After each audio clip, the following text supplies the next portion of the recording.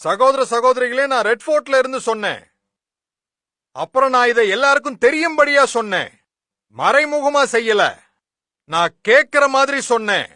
என்னோட பாரதத்தை இந்த ஊழல் குடும்பவாதிகளை அப்பீஸ்மெண்ட் பாலிடிக்ஸ் செய்யறவங்க கிட்ட இருந்து விமுக்தி அடைகிறதுக்கு என்னோட வாழ்க்கைய நான் அர்ப்பணிப்பேன்.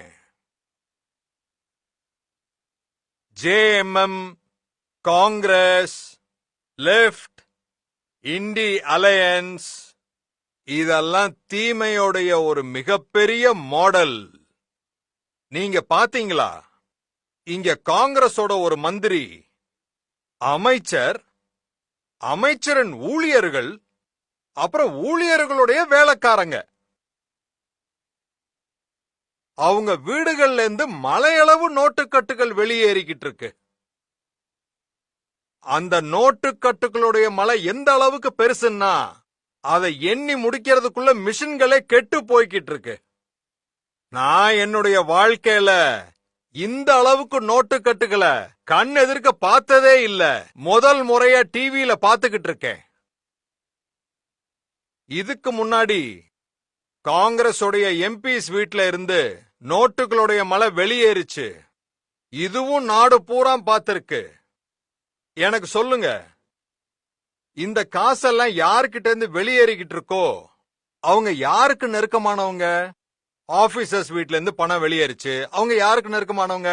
தலைவர்கள் கிட்ட இருந்து காசு வெளியே வந்தது, அவங்க யாருக்கு நெருக்கமானவங்க? வேலைக்காரங்க கிட்ட இருந்து காசு வெளியில வந்துச்சு, அவங்க யாருக்கு நெருக்கமானவங்க? அப்படின்னா இது அவங்களுக்கு யாரோடைய ஆசீர்வாதம் இருக்கு? இந்த மக்கள் தானே. இவங்க என்ன எல்லாம் செய்யறாங்களோ அவங்க அரச குடும்பத்துக்கு விரல் அசைவுக்கு தகுந்த மாதிரி செய்வாங்க. உங்க கிராமத்து கால்வாய்கள், சாலைகள் எதுவுமே கட்டப்படல. அது இன்னைக்கும் அப்படியே தான் இருக்கு.